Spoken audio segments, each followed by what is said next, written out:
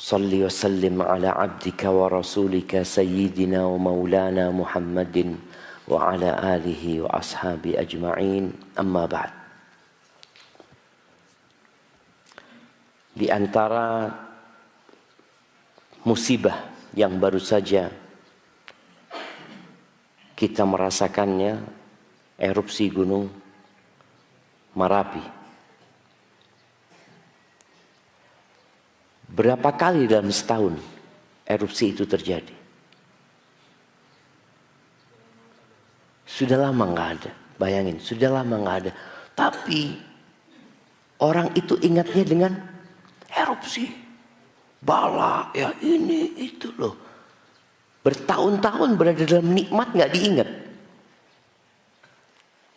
Maka Allah katakan wa qalilun min ibadiyas syakur. Sedikit dari hambaku yang pandai bersyukur. Orang yang sakit gigi, berapa hari sekali dia sakit gigi? Boleh jadi belum tentu sebulan sekali, belum tentu setahun sekali. Tapi kalau sakit gigi seperti orang yang paling susah. Syekhul Islam rahimahullahu ta'ala, beliau membuat sebuah pernyataan agar manusia merenungkan kehidupan ini. Beliau mengatakan wal abdu daiman baina ni'matin minallah tahtaj ila syukri wa dhanbin yahtaju fihi ila istighfar. Beliau mengatakan dan hamba. Siapa yang bukan budak di sini? Nggak ada. Kita semua budak. Kita semua hamba. Hamba itu tidak bekerja kecuali kalau ada upah. Wah, itu kita. Oh enggak, saya enggak mengharap. Urusan dunia, kira-kira kalau kita dipekerjakan tapi enggak ada gajinya, mungkinkah dia akan bekerja terus di tempat itu? Enggak lah. Mungkin dia nyoba sebulan loh, kok enggak ada gajinya. Atau jangan nggak ada gajinya, ada fulusnya tapi nggak banyak. Kira-kira dia akan bertahan di sana? Nggak bakalan, dia akan cari tempat lain. Itu jiwa budak. Makanya selalu Allah Azza wa Jalla tawarkan dalam Al-Quran surga. Allah ancam dengan neraka. Makanya doa kita apa? Rabbana atina fid dunya hasanah wa fil akhirati hasanah wa qina adzabannar. Tapi ada tingkatan hamba yang sudah setia sama Allah Azza wa Jalla. Tapi dan hamba ini selalu, hidupnya itu selalu di antara nikmat yang Allah berikan kepada dia, yang itu memerlukan syukur dari dia. Dan di antara dosa yang dia kerjakan, dan itu membutuhkan istighfar. Beliau kok tidak menyebutkan musibah? Karena dalam musibah pun ada nikmat. Musibah itu datang untuk apa? Mengangkat derajat, menghapuskan dosa. Artinya sampai dalam musibah itu pun nikmat. Maka beliau mengatakan hamba itu selama-lamanya sebenarnya daiman. Di antara nikmat yang perlu disyukurin atau dosa yang perlu istighfar. Maka tatkala seorang hamba terkena musibah, itu tingkatan paling puncak menghadapi musibah itu apa? Syukur. Jadi tingkatan yang paling rendah yang dosa itu namanya jaza. Tidak marah-marah atas musibah yang menimpa. Dia nggak sabar, nggak bisa nahan diri. Kelihatan dari omongannya, kelihatan dari komentarnya, kelihatan dari kelakuannya. Ngelempar ini, ngelempar itu. Dia tingkatannya jaza. Tingkatan yang paling rendah di atas itu adalah sabar. Yang naik lagi namanya ridho. Puncaknya adalah syukur. Karena orang kalau mau merenungkan musibah itu, ya Allah, ternyata nikmat musibah ini. Berapa banyak orang yang sebelumnya tidak pernah menghatamkan Al-Quran, gara-gara kena musibah hatam Quran. Karena dia harus di rumah sakit, opnam, nggak ada yang nemenin, maka Quran menjadi teman dia. Masya Allah. Nikmat apa enggak? Nikmat. Wa kullun min hadzain min al-umuri lazimah lil 'abdi, dan ini selalu dihadapi oleh manusia. Fa innahu la yazalu yataqallab fi ni'amillah wa ala'ihi. Dan manusia itu selalu dia berguling-guling di antara nikmat Allah Azza wa Jalla. Ketika Ibrahim ibn Adham bertanya kepada muridnya, akhbirni amma anta alaih, kabarkan kepada aku bagaimana engkau menyikapi hidup ini. Orang kan semua punya prinsip biasa jamaah. Aku punya prinsip, aku punya jalan hidup ya. Masing-masing orang itu. Ditanya engkau bagaimana menyikapi kehidupan ini. Kata Syakik, ya aku kalau dapat nikmat ya aku makan. Dapat rezeki aku makan. Hidupnya susah, tapi dapat rezeki aku makan. Tapi kalau aku dihalangi dari rezeki ya aku sabar. Itu sikap mungkin menurut sebagian orang ya bagus lah. Artinya ketika engkau nggak dapat rezeki, nggak sampai mencuri ya, nggak sampai mengambil hak orang lain, nggak sampai makan haram ya. Kata gurunya Ibrahim mengatakan, hakadha ta'malu kilabu balkhin inda. Dia mengatakan, lo anjing-anjing di Balkh itu kayak gitu juga. Sama. Kau lihat anjing itu. Dia lemparin daging dia makan. Lemparin tulang, bangkai dia makan. Kalau nggak ada yang ngelempar, nggak ada yang ngasih, ya dia diem aja. Mungkin menjulurkan lidahnya. Sabar dia. Muridnya sadar, kayaknya salah dia ini.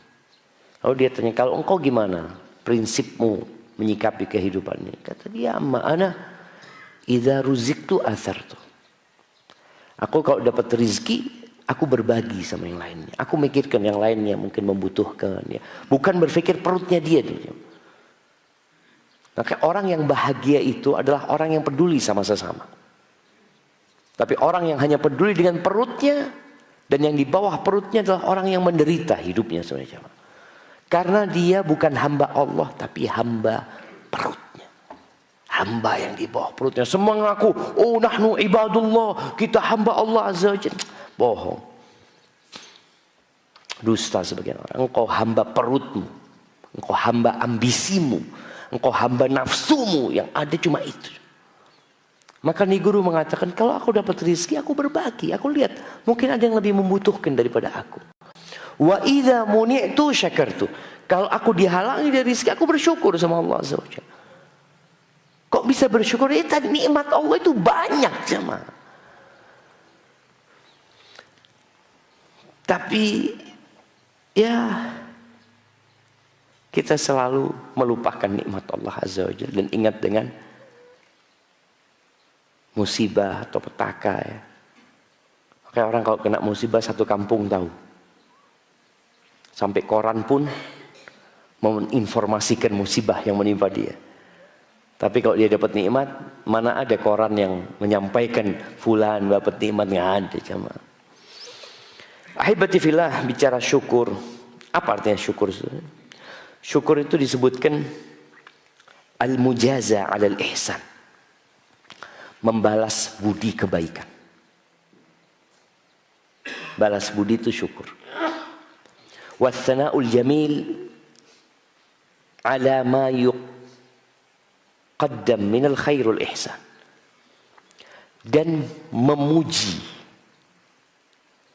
memberikan pujian yang baik atas kebaikan yang dia lakukan. Jadi ada perbedaan antara syukur sama alhamdu. Syukur itu biasanya atas perbuatan kebaikan yang diberikan kepada kita. Makanya kita ketika sholat tidak mengatakan syukur. Kita mengatakan alhamdulillahi rabbil alamin. Karena alhamdu itu pujian, pujaan bersama pengagungan dan cinta. Makanya di antara rukun khutbah Jumat itu, rukun khutbah Jumat itu, khatib Jumat itu harus mengucapkan alhamdu. Alhamdu, ahmadullah, nahmadullah. Nggak bisa diganti dengan nashkurullah. Nggak bisa. Jadi kalau khatib khutbah Jumat kemudian dia mengatakan wasyukru lillahi rabbil alamin, dia tidak menyebutkan alhamdu, khutbahnya nggak sah. Karena memang alhamdu itu pujian-pujian yang penuh pengagungan, ma'at ta'zim lillahi tabaraka wa ta'ala. Maka kepada manusia kita nggak sampai mengagungkan dia, kita cuma mengatakan terima kasih ya, syukron ya. Tapi kalau pengagungan enggak. Baik, ahibati fillah, Allah Azza wa Jalla memerintahkan kepada kita untuk mensyukuri nikmat yang Dia berikan. Bukan karena Allah butuh. Jadi nggak ada Allah butuh dengan pujian manusia, nggak ada. Allah nggak butuh dengan ibadah kita. Allah nggak butuh kita pagi-pagi datang kajian sini, datang kajian sambil ngantuk-ngantuk. Allah nggak butuh untuk tidur di rumah, nggak apa-apa. Tapi yang butuh siapa? Kita yang butuh. Kenapa orang kerja pagi-pagi, keluar dari rumahnya naik motor ya, kadang-kadang kerjanya ke kota di Bukit Tinggi sana, pasar atas sana dia berangkat sebelum subuh. Itu bisa bayangin ya, pasar itu sebelum subuh sudah ramai. Apakah pasar yang butuh sama orang-orang itu? Dalam kehidupan dunia mungkin ada saling membutuhkan, saling memberikan manfaat. Kita kerja di sebuah perusahaan, perusahaan butuh sama kita, kita butuh sama perusahaan. Apalagi kalau kita punya track record yang bagus, bahkan banyak yang merebutkan kita, biasanya perusahaan itu mempertahankan kita, dia butuh sama kita. Kita juga butuh, tapi sama Allah enggak.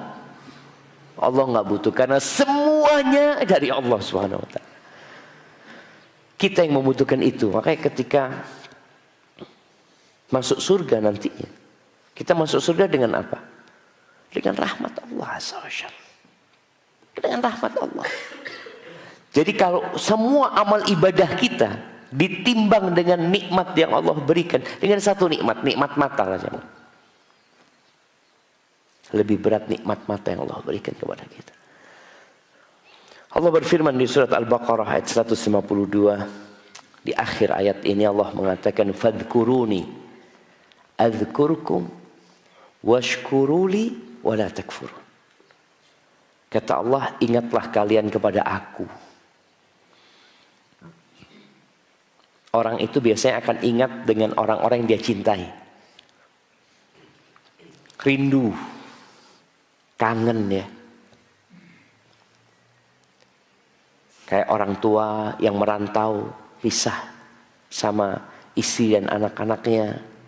Itu mereka ingat terus. Sekarang mungkin ada, dulu via telepon, cuma ingin dengar suara. Ya, apa kabarnya sehat? Sekarang sudah Allah berikan kenikmatan yang lain. Engkau bisa video call. Engkau lihat, senang lihat anak-anakmu ya. Dan kita diperintahkan untuk ingat sama Allah Azza wa Jalla. Kenapa? Karena semua yang ada pada diri kita itu dari Allah. Masa antum nggak ingat sama Allah ketika antum makan? Ketika makan, kadang-kadang kita itu mengingat nikmat makanannya. Ya Allah, zen, Masya Allah, Alhamdulillah. Antum lupa ketika tangan antum bisa pegang sendok.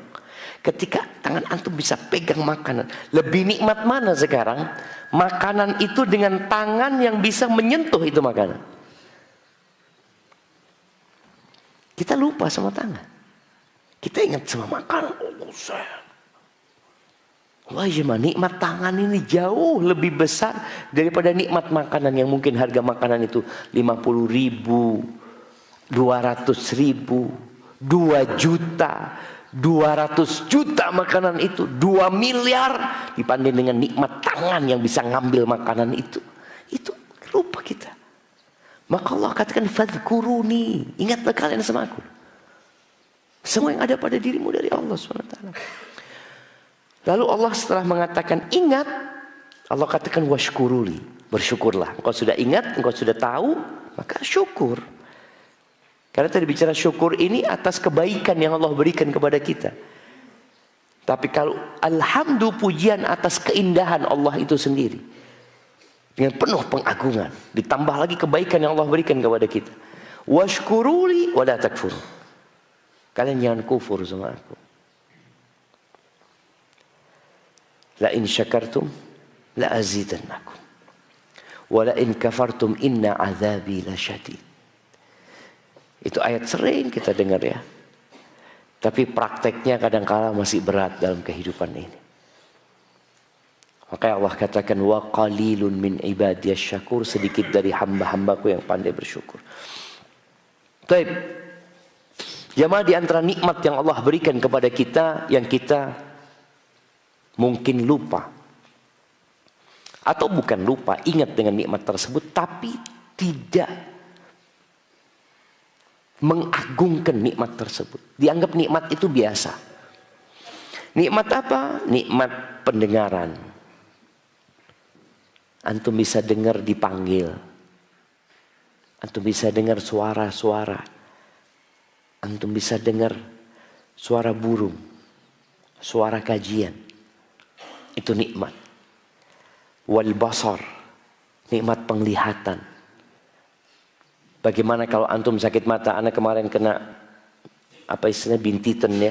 Atau bintil kata orang Jawa. Ya Allah, itu mata namanya jemaah. Cenut.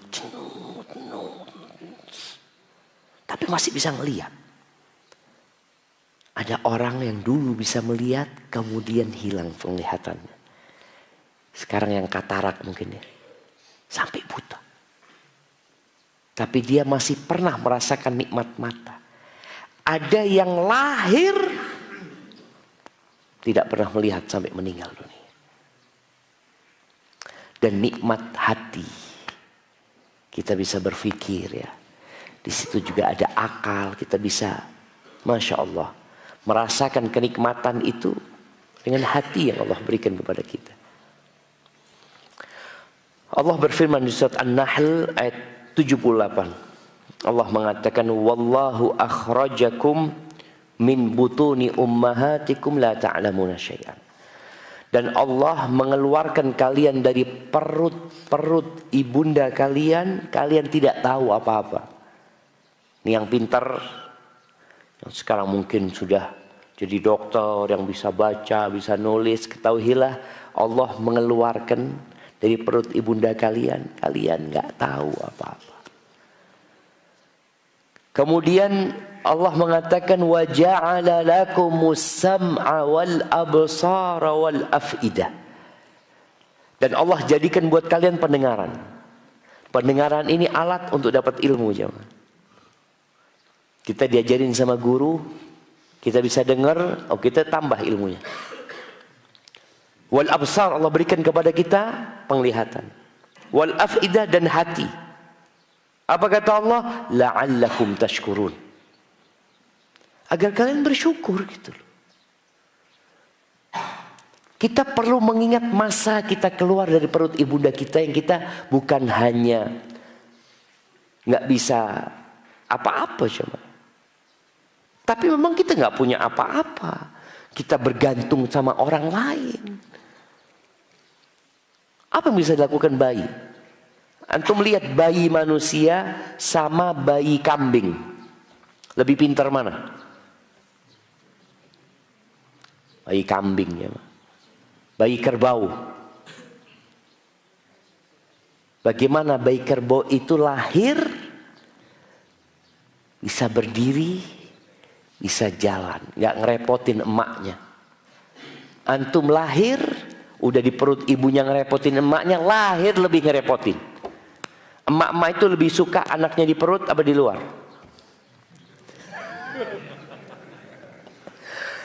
Ketika anaknya di perut, di kemana-mana nggak ada urusan. Tapi ketika udah keluar, emaknya kemana-mana.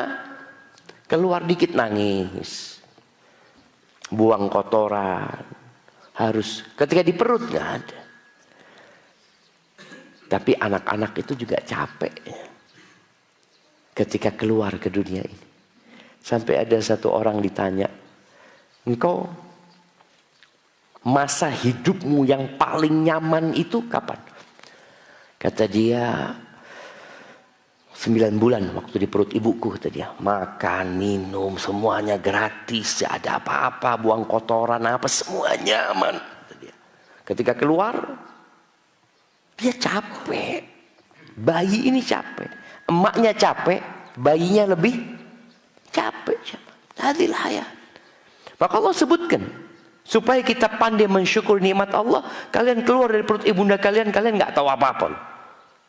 La ta'lamuna syai'an. Duduk nggak bisa, ngomong nggak bisa. Bahkan bayi itu disebutkan, yang pertama matanya itu belum bisa ngelihat. Perlahan-lahan mata itu semakin sempurna, semakin sempurna. Makanya kadang-kadang kalau untuk melihat matanya bayi itu, ya Allah indah banget. Dia belum bisa melihat secara sempurna. Pendengarannya yang lebih dulu daripada penglihatannya. Maka Allah sebutkan wa ja'ala lakumus sam'a. Dan dia menjadikan buat kalian pendengaran sebelum penglihatan. Jadi kupingnya itu bisa dengar sudah. Pelan-pelan, maka ibunya kalau baca Quran ya dengan menyusuin, ibunya ngobrol ya ini itu, dia mulai ya Pak. Apa kata Allah? La'allakum tashkurun, agar kalian mensyukuri nikmat yang Allah berikan. Orang yang paling miskin pun di dunia ini dibandingkan dengan orang yang paling kaya di dunia, tapi kena stroke, nikmatnya lebih banyak mana? Orang yang paling miskin di dunia, sehat, bugar, dibandingkan dengan orang yang paling kaya di dunia, yang mungkin kekayaannya sampai 3.000 triliun, tapi dia kena stroke. Naik kursi roda. Kalau bicara nikmatnya lebih banyak mana nikmat Allah? Kepada orang yang miskin ini jemaah. Tapi dia nggak sadar kan? Dia ngelihat Allah naik pesawat pribadi, man. Kapan anak? Padahal turun dari pesawat pakai kursi roda dia. Kita lupa jemaah. Maka Allah ingatkan selalu dengan nikmat yang Allah berikan. Hanya saja manusia itu memandang dunia ini adalah nikmat yang paling agung. Tingkatan nikmat, para ulama ketika berbicara tentang tingkatan nikmat yang Allah berikan, tingkatan rizki, yang paling rendah itu harta. Yang paling tidak berharga atau yang paling nilainya paling rendah itu harta. Di atasnya harta apa? Sehat. Di atas sehat apa? Aman. Apa gunanya antum punya harta banyak, sehat, tapi rumah antum dikelilingi perampok? Nyaman hidup antum? Nggak ada. Atau kondisinya perang? Nggak ada nilainya akhirnya kesehatan antum sama harta itu. Nikmat yang ketiga itu adalah nikmat aman. Dan nikmat yang paling puncak itu nikmat iman. Itu nikmat yang paling puncak. Karena kalau orang sudah punya iman, bagaimanapun kondisi dia tetap bersyukur sama Allah Azza wa Jalla. Nabi SAW menyebutkan man kana aminan fi sirbihi, mu'afan fi jasadihi, indahu qutu yaumihi, faka'annama hizat lahu dunya bihadzafiriha. Barang siapa yang aman di tempat tinggalnya. Tempat tinggalnya bisa tenda dulu jamaah. Orang-orang Badui tinggal di tenda. Dia mungkin tanah juga nggak punya. Dia hanya berpindah dari satu tempat ke tempat lainnya. Tapi dia merasa aman di tempatnya. Mungkin sekarang kos-kosan, mungkin sekarang rumah kontrakan adalah tempat tinggalnya. Dia aman di situ. Yang kedua, sehat badannya. Yang ketiga, yang terakhir disebutkan, dia punya yang dia makan hari itu. Hari itu saja. Tidak berpikir besok. Maka kata Nabi SAW, faka'annama hizat lahu dunya bihadzafiriha. Seakan-akan dunia dan isinya itu diantarkan ke rumahnya dia. Nih. Itu cuma orang makan itu. Ketika dia punya harta yang cukup untuk 7 turunan, 7 tanjakan, 7 kelokan, cukup dia punya harta seperti itu, yang dia makan berapa banyak? Ya hari itu. Maka ketika dia mati, yang buat besok, lusa, bulan depan, nggak ada yang dia makan. Jadi kebutuhan manusia itu dengan yang hari itu. Besok nggak tahu umur kita ada apa enggak. Makanya Nabi SAW menyebutkan 3 tuh. Aman, sehat, ada yang dimakan hari itu. Nabi SAW kadang kala datang ke rumahnya. Beliau tanya, ada yang bisa dimakan? Kata istrinya, nggak ada, cuma air. Kira-kira ibu-ibu kalau suaminya datang ke rumah tanya ada yang bisa dimakan, ibu akan jawab apa? Gimana mau makan? Engkau nggak ada fulus, duit, ini itu. Dia langsung mengeluh, jemaah. Langsung mengeluh. Apa itu? Cuma ada nasi mungkin. Ini cuma ada air. Nabi tanya, ada yang bisa dimakan? Nggak ada ya Rasulullah. Apa kata Nabi SAW? Idzan ana shaim. Kalau gitu hari ini aku puasa. Bayangin tuh Nabi SAW. Bagaimana beliau mensyukuri ketidakadaan makanan dengan puasa. Coba ada makanan, makan. Nggak dapat pahala? Puasa. Bukankah nikmat tidak ada makanan di rumah? Maka di sini seorang wanita ketika nggak ada makan di rumah, bang, puasa kita. Ya apa kok puasa? Kok puasa? Ini nikmat. Man shama yauman fi sabilillah. Barang siapa yang puasa satu hari jalan Allah Azza wa Jalla, ba'adallahu baina wajhihi wan nar 70 kharifan. Allah jauhkan antara wajahnya dengan api neraka 70 tahun. Kita itu akan melewati neraka, jemaah. Melewat di atas neraka langsung. Ada orang yang terluka-luka, tapi orang yang puasa, puasanya jadi syafaat buat dia.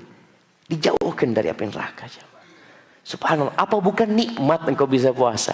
Tapi orang kadang-kala engkau puasa, ya mau gimana? Tidak ada makanan di rumah. Jadi dia bukan mensyukuri puasanya, tetap mengeluhkan tidak ada makanannya, jemaah. Padahal dia seharusnya, engkau puasa, alhamdulillah, alhamdulillah, bisa puasa aku hari ini. Coba ada makan, nggak puasa aku. Alhamdulillah. Itu puasa terpaksa tapi nikmat dari Allah sebenarnya, jamaah. Gimana ibu-ibu? Mau ada makanan apa enggak?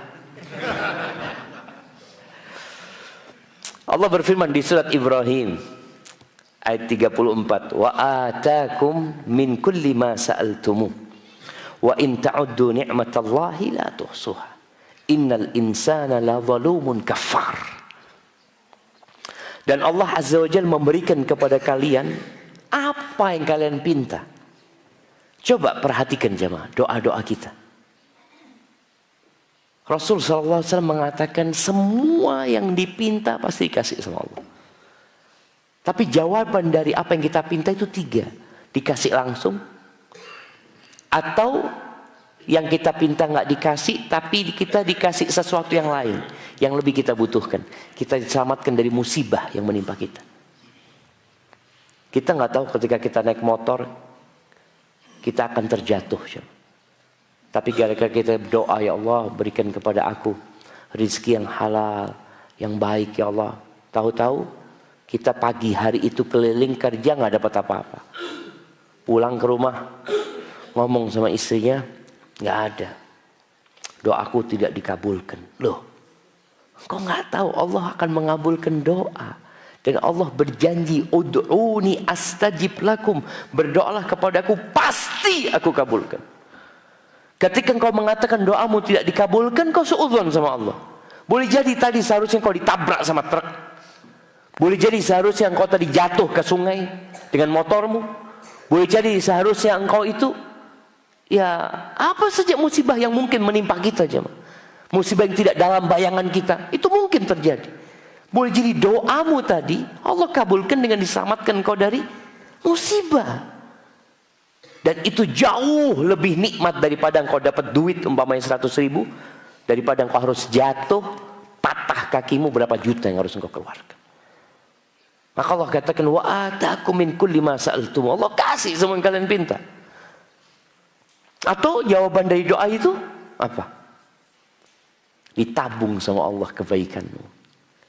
Jadi nggak ada ceritanya doa sia-sia. Makanya yang belum punya anak, minta anak terus sama Allah. Sampai umur berapa? Ada perempuan sudah umur 50 tahun kayaknya nggak mungkin punya anak. Kata siapa nggak mungkin?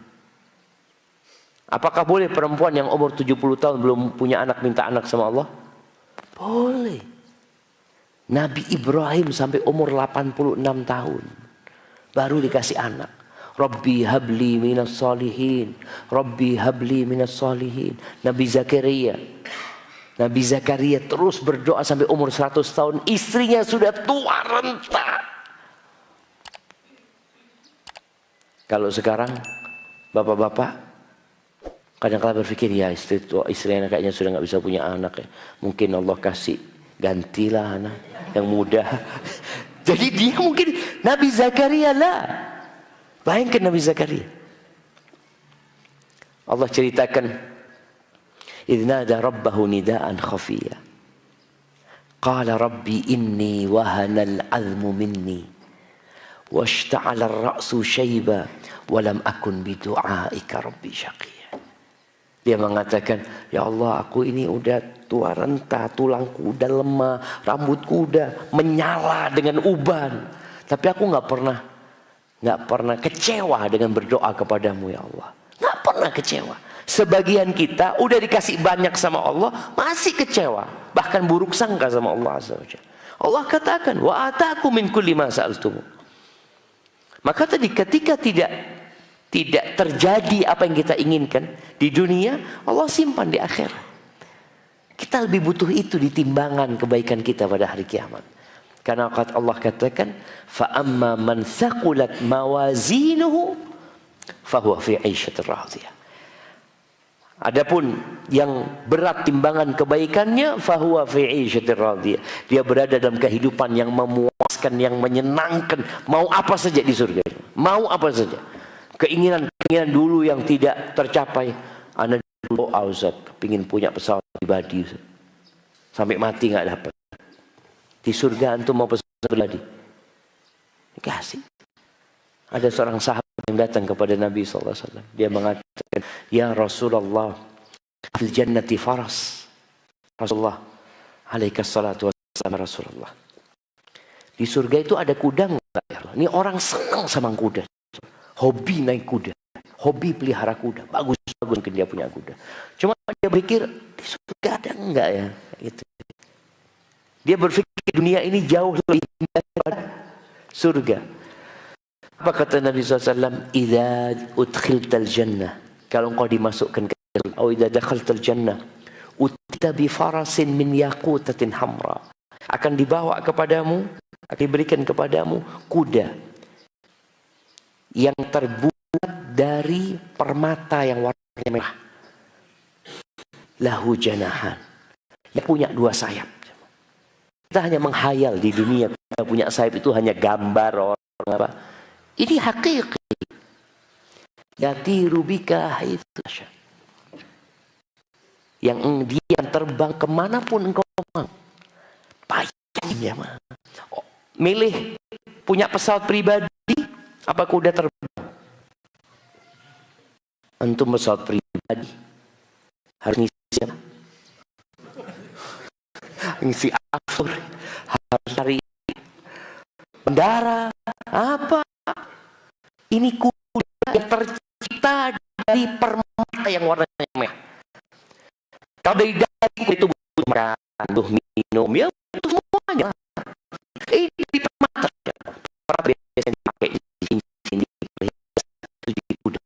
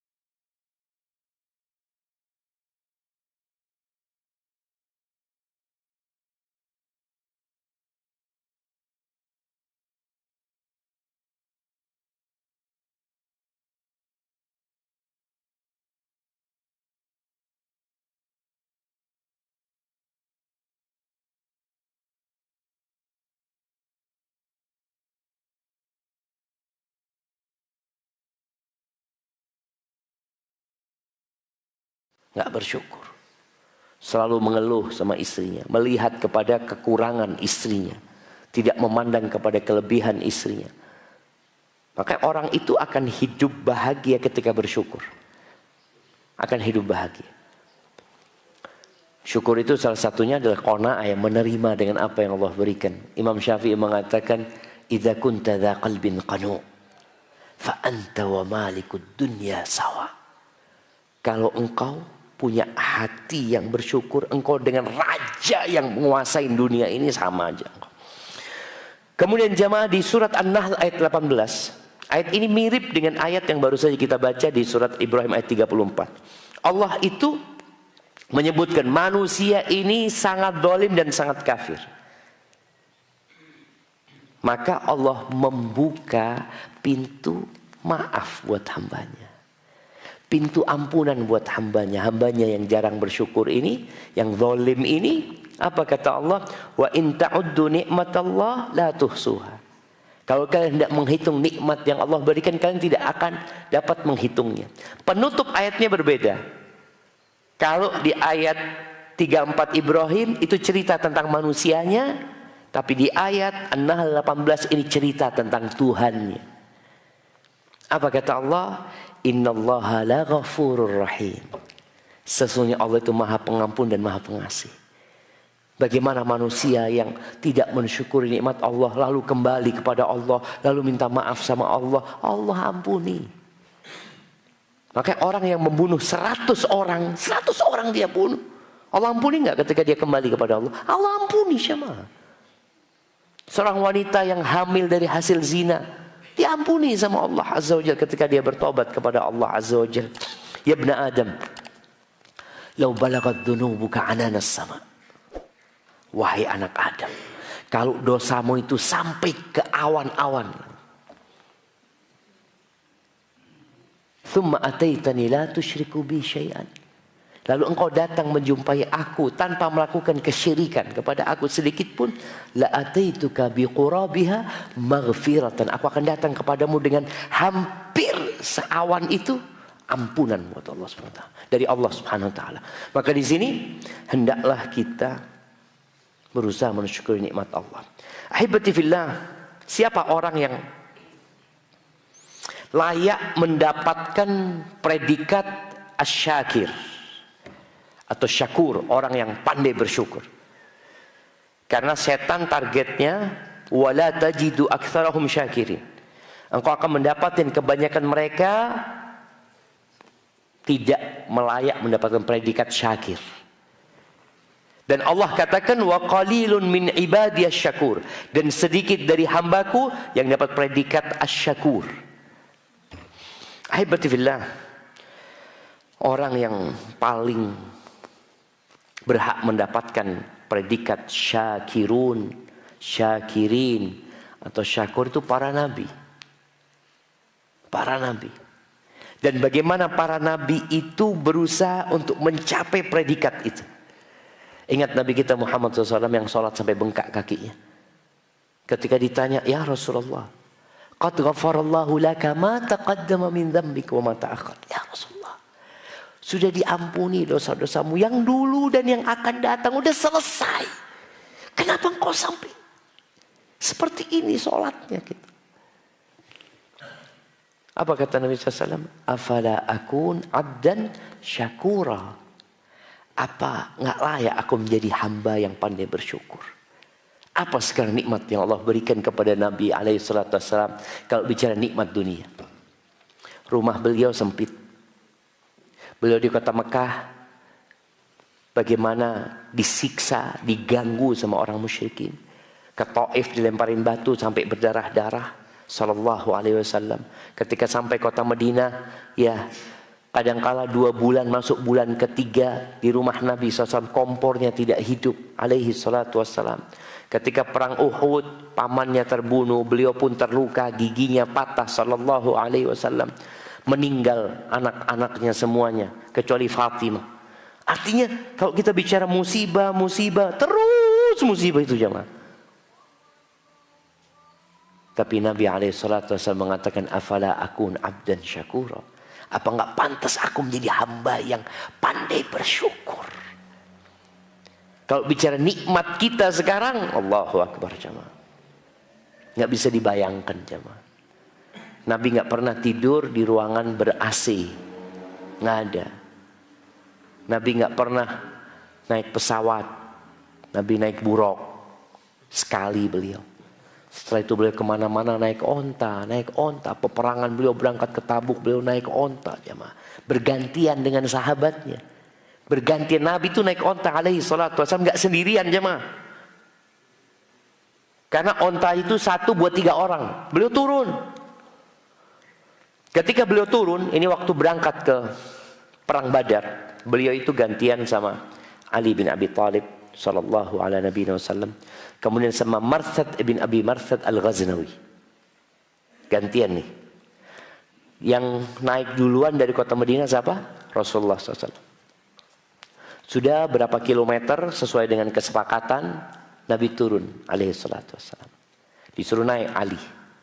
Apa kata 2 sahabat ini? Ya Rasulullah, da'na namshi anka. Wahai Rasulullah, biar kami berjalan menggantikan engkau.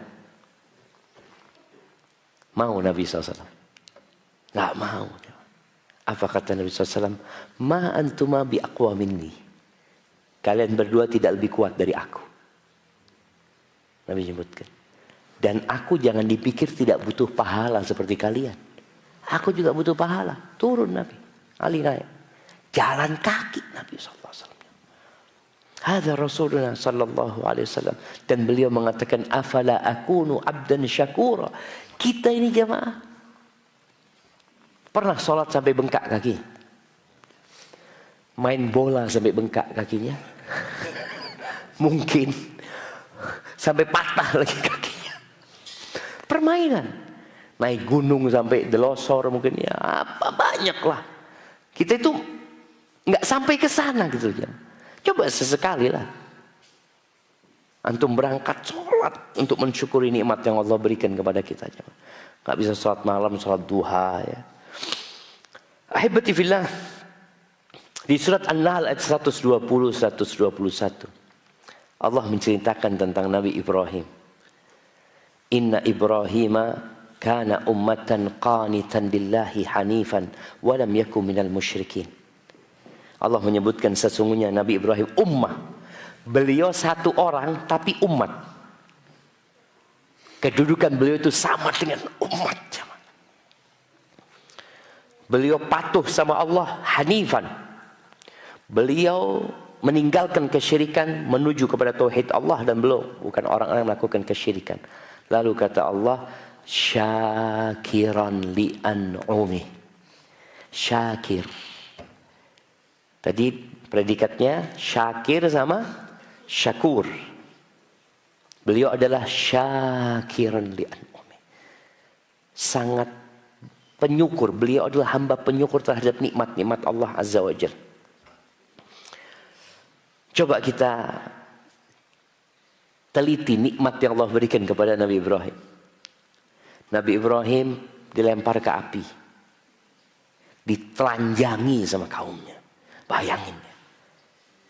Antum, kalau ada seorang ustadz ditelanjangi sama orang-orang di kampung, gimana perasaan antum? Sebuah penghinaan. Ini Nabi. Khalilur Rahman ditelanjangi sama kaumnya. Karena mau dilemparkan ke api. Diletakkan di manjanik, di alat pelontar. Kemudian dilempar itu. Menuju ke api Nabi Ibrahim alaihissalam. Allah katakan, ya naru kuni bardan wa salaman ala Ibrahim. Kemudian Nabi Ibrahim diusir dari kampungnya. Bagaimana ketika berangkat ke Irak. Atau ke Mesir ya cerita. Ke Mesir bukan ke Irak afwan. Ke Mesir. Berangkat ke Mesir yang kemudian istrinya digodain sama Raja Mesir. Nabi Ibrahim bertahun-tahun tuh minta anak gak dikasih. Sampai umur 86 tahun baru dikasih anak. Kemudian setelah punya anak gak boleh ketemu sama anaknya. Anaknya suruh taruh di Mekah. Dibawa ke Mekah, ditaruh di Mekah. Ya orang tua ingin ketemu anaknya jemaah. Ketika anaknya sudah remaja suruh sembelih anaknya. Ujian terus diuji Nabi Ibrahim. Tapi Allah sebutkan tentang Nabi Ibrahim, syakiran li an'umih. Beliau adalah hamba yang pandai bersyukur dengan nikmat-nikmat yang Allah berikan. Sedangkan kita jamaah baru soleh sedikit. Baru soleh sedikit. Rajin ke masjid, ya. Sholat malam, puasa sunnah, suka sodakoh, ini itu macam-macam. Lalu kena musibah. Ya Allah, kurang apa hamba ini ya Allah? Banyak kurangmu. Kadang-kadang dia merasa aku ini sudah taat gitu loh. Teman-teman yang hijrah, kadang-kadang dulu hidupnya nyaman dia sebelum hijrah. Semua dikasih sama Allah Subhanahu wa taala. Ketika hijrah, kerjaan hilang. Kasih penyakit sama Allah. Ribut dalam rumah tangga. Lalu dia merasa ya Allah. Dia mulai ragu dengan kebenaran. Aku bener nggak hijrahku ini? Tuh lihat Nabi Ibrahim. Dengan segala musibah, Allah menyebutkan syakiran li'an'umih. Ijtabahu wa hadahu ila siratim mustaqim. Karena beliau pandai bersyukur dengan nikmat yang Allah berikan, maka Allah pilih beliau menjadi kekasih Allah. Allah berikan petunjuk kepada beliau ila siratim mustaqim. Di sini tuh ketika antum pandai bersyukur, Allah tambah. Ketika bicara tambah, antum selalu berpikir apa? Fulusnya yang tambah. Anak Ustaz, ini bertahun-tahun tetap Ustaz. Rumah yang nggak pindah, motor dari dulu nggak ganti, katanya ditambah. Tambahan itu boleh jadi bentuknya nikmat yang paling tinggi, ditambah imannya, ditambah ketakwaannya. Tadi kita bicara tuh tingkat nikmat yang Allah berikan, harta itu yang paling rendah. Kalau antum cuma ditambahi harta, boleh jadi harta itu mengantarkan kepada kekufuran. Tapi ketika antum ditambah imannya, alhamdulillah. Ana dulu nggak pernah sholat malam Ustaz, sekarang alhamdulillah Ustaz sholat malam. Ana dulu nggak pernah baca zikir pagi dan petang, sekarang alhamdulillah ana baca zikir. Ini nikmat loh, ini tambahan nikmat dari Allah. Cuma kita kadang-kadang nggak mensyukurinya. Itu Nabi Ibrahim yang dikasih predikat sama Allah syakir. Kemudian Nabi Nuh di surat Isra ayat 3 Allah mengatakan dzurriyyata man hamalna ma'anu innahu kana 'abdan syakura. Sesungguhnya tuh Nabi Nuh adalah hamba yang pandai bersyukur. Jadi kalau level syakir sama syakur itu lebih tinggi syakur sebenarnya. Syakur. Dia, ya Allah jamaah, Nabi Nuh bayangin ya. Beliau berdakwah berapa tahun?